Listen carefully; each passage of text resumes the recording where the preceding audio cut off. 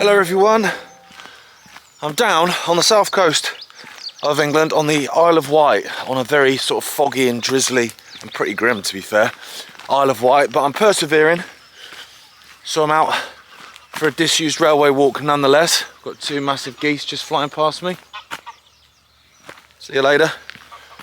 I'm walking on what was the Freshwater, Yarmouth and Newport Railway, which if you have a look at rail map online here, that's the pink line that goes from the centre in Newport and comes out to the left there to the West Wight.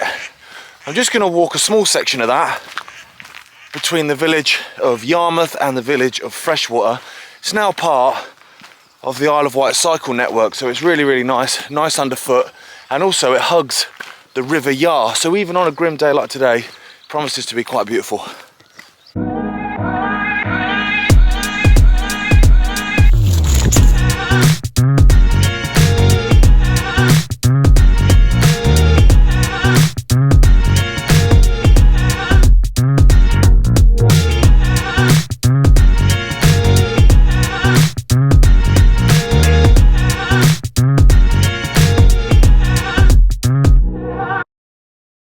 Okay, so I'm coming down now off that Thoresby Road, and I'm on the track bed.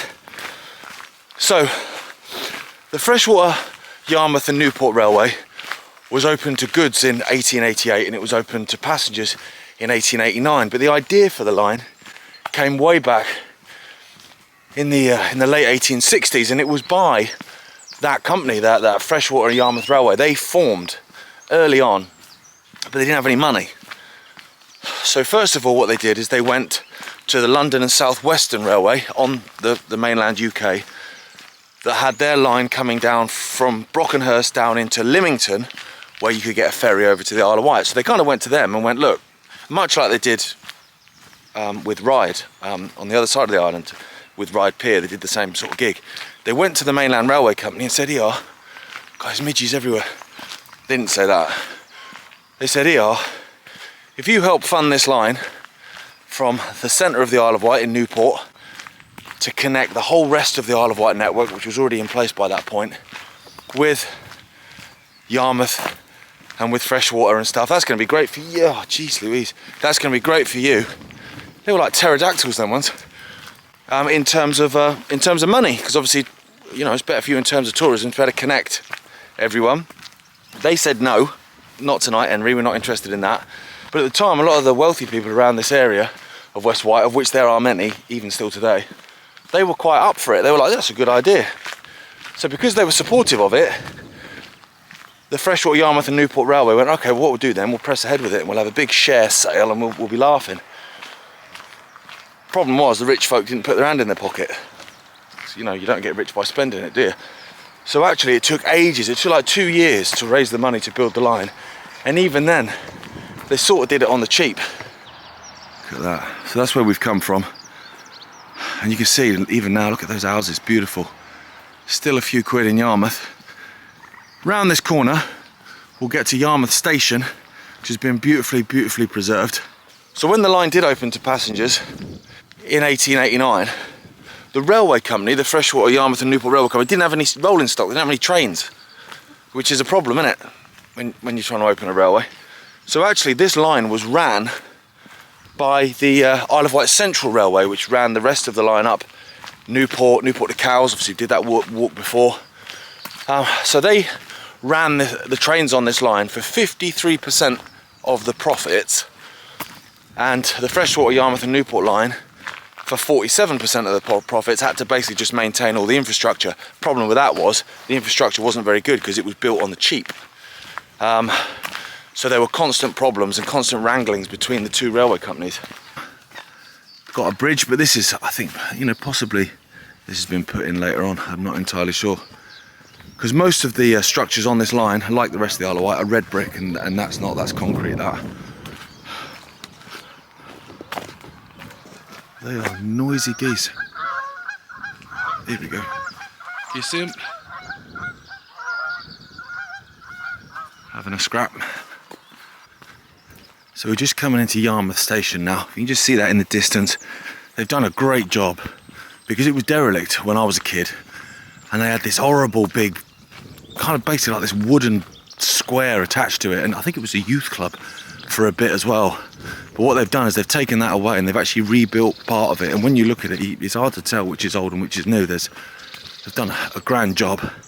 What's interesting about this station though, obviously because you've got all the marshland here, that actually it had 2 platforms and a passing loop to start with, but because it has to be so thin, this is where the second platform starts here. So they weren't opposite each other. You know, most of the time we have 2 platforms opposite each other, but they weren't. So here's this platform. This was taken out of use by the Southern Railway, actually, who took on the line in 1923. They took this out, but there it is, red brick, and there was a structure on top of that, just a small hut basically. It looks like the kind of hut you'd see in a farmer's field, to be fair. Red brick. That's not there anymore, unfortunately. So then when that platform ends in a second, apologies for the wind, it's a bit grim all of a sudden, the actual active platform, if you like, begins. There was also a siding that came off here and went the other side of that platform into a loading siding. And as you can see, this platform's about to end just as this one begins, but they've done a great job. That signal box wasn't there. That's been added later for bird watching, I think, because a lot of people come here to see sort of, you know, rare species of birds and stuff. It's a cafe and a cycle hire. They've done such a good job. Look at that. And this bit, which has got the canopy on it, that's the new bit. The bit at the end is the original. This was all, like I say, this horrible wooden block thing when I was a kid. But it looks amazing. It's a cafe. It's not open yet, annoyingly, because I could murder a coffee. There you go, off the rails. I like that. It's done in Southern Railway livery. You know, that cream and green. I love it. That's what I grew up with, that. And you see these houses here, obviously with that distinctive, you know, marking. If you look at videos, you can see trains coming out of here and those in the background. So there we go. So we'll walk away from there now. ER Steve, aka Leicester Explorer. You like a culvert, mate? There's one for you. That's a Southern Coast culvert for you. And that was a corn mill back in the day. Now it's housing. Oh, nearly caught me out, that puddle. And all of a sudden, we are out. Listen to those birds. I'm ruining the bird song by talking over them. So as I was saying, that wrangling between the railway companies, that came to a head in 1913, when basically the Isle of Wight Central Railway said, nah, we're done with this, we're done with this. So they severed ties, they broke the contract and they were out of it. But what that meant was obviously the Freshwater, Yarmouth and Newport Railway, they owned all the infrastructure, they owned the line. But 2 problems for a railway company. 1, they didn't have any trains. 2, they didn't have a station in Newport, because that station that they went into was the main Newport station, which was run and owned by the Isle of Wight Central Railway. So what they did is they begged, stole and borrowed, and they got some old stock together, and then they built a makeshift wooden platform station. But the railway just didn't make any money, to be honest with you. And I was looking, and there was actually 1 year, I don't know what year it was, but there was 1 year that they made £6 profit in an entire year. £6. So you're running a railway as long as this, that comes from the centre of the island all the way down to the western tip. So it's like maybe 10, 11 miles worth of railway. You're running that for a year for £6. It's not great, is it? So there's another bridge. Again, I'm not sure.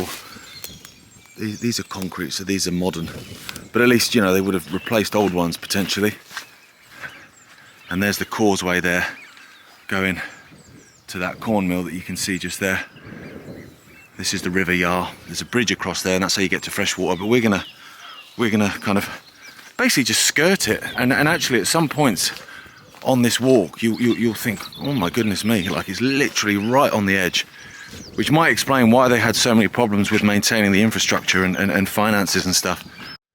So growing up on the Isle of Wight, and my family still live on the Isle of Wight, there's always been this argument about building a bridge or building a tunnel, because I think pound per mile it's basically the most expensive stretch of water in the world in terms of getting a boat. It's just insane. So I came over this weekend with my wife and 2 kids in one car, and they wanted like 190 quid to go half an hour on a boat and then half an hour back on a boat 2 days later. 190 quid. Madness. So like I say, they've been talking for a long, long time throughout my childhood of we need to build a bridge and we need to build a tunnel. Just never happened. Well, in 1900 they were going to build a tunnel, or they wanted to build a tunnel from Yarmouth there across to Lymington on the mainland, and it actually got as far as being spoken about in Parliament, and they were keen to do it. And then what happened was, a few years later, obviously the First World War came along, and that scuppered. Here we go. See what I mean? Again, I am sorry for the wind. I can't do much about it, but I know it is annoying when you watch videos and you see a wind. So there's Yarmouth. You've got Yarmouth Castle there, church.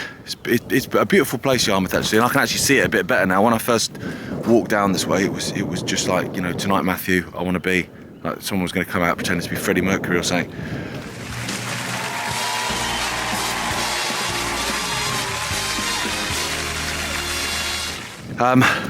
But yeah, we're right on the edge, look.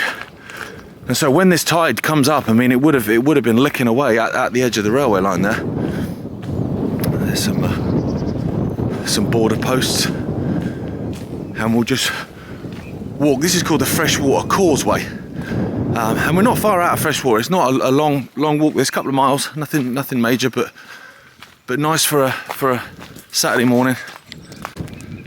Here we go. So look at that. Basically, the beach is coming right up to it, and you can see a lot of it's washed away here. These border posts are old school. If in doubt, stick a sandbag on it. When you look at how close it is to the river, and it's a tidal river, you can see why they had so many issues in terms of maintaining it, especially if it was built on a shoestring. In 1923, the Southern Railway took over all the Isle of Wight railways. They took over all the railways on the south coast, and with that came some money, and as well as the money, a little bit of added enthusiasm.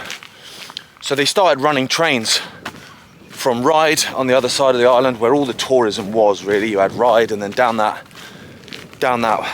east coast you had Sandown, Shanklin, Ventnor. That's where the tourism really was. So they sent these trains called the Tourist, actually. Oh, I've just spotted something. There we go, there's a little bit of red brick there. This side's been replaced with just solid concrete, but there you go. You can see again how close it is to the water. Yeah, sorry. So the train was actually called the Tourist, and they ran 13 trains a day. And they were loaded, packed. I mean, you see old photos and videos of the tourism on the Isle of Wight. I mean, now it's on its backside, but then this was the place to be. And because that money came in and that enthusiasm for new things and ideas came in, what came back was, we need to build a tunnel. So again, lots of people pushing to build that tunnel underneath the Solent to connect the mainland with the Isle of Wight. And it got to a point where a very prominent engineer wrote in a magazine called The Engineer his idea of how this could work, and it wasn't about building a tunnel and then having trains just connect the two. No, his idea was way more out than that. Basically, he was like, we'll stick a carriage in it of some description, not been invented yet, but some sort of carriage that's a bit different from the others, and then we'll stick all these fans inside the tunnel, and those fans will basically blow it through at 60 mile an hour, which doesn't sound that comfortable, I've got to say, being blown through a hole at 60 mile an hour. And so it didn't really come to fruition. And another reason why it didn't come to fruition was because the Southern Railway by that point, although, you know, they were investing loads of money and therefore, you know, would they be interested? A lot of the money they'd invested was in piers and ferry companies. So, you know, that's not really going to work alongside a tunnel. So we've come inland now by about 10 metres, but it does mean that wind's giving it a rest for a bit, which I'm not gutted by.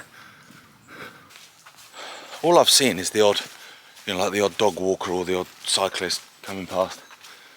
I mean, it is early to be fair, but there's no real houses or areas of urbanisation around here, which is great. But, you know, when you walk a lot of these old railway lines that were closed as a result of basically, do you know what I mean, there wasn't enough traffic. when you walk them now, particularly in the Midlands, those tiny villages have become bigger villages, or they've become towns, or small towns have become big towns. And so you look at them and you think, actually, do you know what, if there was a railway here now, it'd probably do all right. That is not the case on this one. There's still two very small places, and like I say, there's nothing in between. So unfortunately, this one was always doomed to fail, and ultimately in 1953 it did. It was closed long before those beaching cuts of the mid-60s that took most of the railway lines in the country out. This one, along with the branch on the right on the other end that went from Brading to Bembridge, connecting it to that east coast up there, they both went in 1953, which is part of the reason why there's quite little remains on these sections. Obviously the station's amazing, that's great, but in terms of this bit, you know, there's not the ground frames or the signal posts and that kind of thing. I guess another reason for that would be as well, because this went in 53, and then you had the main section from Ryde to Ventnor and from Ryde to Cowes that didn't go into until 66. They would reuse the infrastructure on this line. Like, it wouldn't be a case of you just close it and leave it. If there's posts and stuff and signalling and whatever and gantries and stuff, they'd be like, well, we'll have that, obviously, because, you know, it's spares for the line we've still got active. Just a little opening in the trees there. Absolutely beautiful. Now I was saying the Brading to Bembridge line on the other side of the island, that went in 53, exactly the same as this line did. Interesting fact there is that at both ends of the island, the rivers are called the River Yar.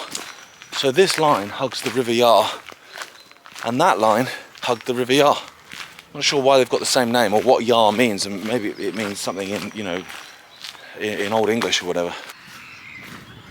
Here we go. Listen how loud those birds are. That's a beautiful old bridge across there, look. And again, you can see, look how close the railway was going to that water's edge. Wow. Look at all those swans over there. Geez, how many are they? They've been invaded. And you've got Yarmouth in the distance over there. I know I was saying, you know, obviously people didn't use the line, probably not enough people living in the area to justify its existence, but what a line it would have been visually to come hurtling down here and see this. I mean, man, well, just beautiful to walk it as well. Got the old church up there. I'm pretty sure there used to be, I swear there used to be a pub here called the Red Lion Pub. I don't know why I thought it was that, but obviously that's a private house now by the look of it, but I could have sworn there used to be a pub here. But look how old that bridge is. I mean, they filled in the middle section. You can just see, you see where the stonework goes over, and they filled it in obviously and then just put that piping in, but again, when this is at high tide and it's right up, it's literally right on the track. Just outside Freshwater now, not far. There's benches kind of littered the whole way, and ducks apparently. But this would be a lovely place to sit and read. So I just spoke to a local guy a minute ago. So he came over that bridge as I was sort of walking past it, that causeway bit, and he just looked at me and he goes, obviously looked at the trainers, and went, hope you've got webbed feet in there. So I'm assuming it's going to get a bit muddy in a minute, so I've got that to look forward to. I sent the drone up, obviously, so I could get some footage of this whole area. Do you know what's crazy, right? So you might have seen I've got a few t-shirts and stuff for sale on the channel, just to support the channel in the sense that basically I keep crashing drones. Well, they're made by a company called T-Mill. So when I sent the drone up over what was Freshwater Station, it's a T-Mill factory. Obviously, I know a couple of the lads that run the company, so I know they're an Isle of Wight company because I used to play football with them. But I didn't realise that it was here at the site of Freshwater Station. So now I'm like, look at that, how small world, isn't it? So we'll get to the end of the line in a second, literally, because there's a cafe just as you would come into the station, into the sidings and stuff, and it's called the End of the Line Cafe. And then beyond that, there's a garden centre. Now, I've been in that garden centre before as a kid, and there are platform remains within the garden centre, really, really small ones, but still remains. Because there was actually only one platform. As you come in to Freshwater Station, had a big station building, a big, you know, 2-storey, beautiful station building. But it only had one platform, which was on the right side, and then it had a series of lines that were just sidings, but there was only ever one platform. And there are remains of that within that garden centre, but it's pretty early still, so I'm not anticipating that the garden centre will be open. And even if it is, they ain't going to want me to go in and, you know, film their chrysanthemums. So here we go. Opened up here, so went over this bridge, and at that point the line's all fanned out. There's the cafe, end of the line it's called, and through there, that's the garden centre, and that was where that platform was on the right. And like I say, it fanned out, and where the tea mill factory is, that's where that station building was. Now I'm pretty sure this is perhaps what that geezer was referring to then, the old need for the web feet. I don't know if the cafe's open or not. If it's open, you can go through there, but it doesn't look very open. It is pretty early. Oh, here we go. I'm not sure I need web feet. I think I might need a boat.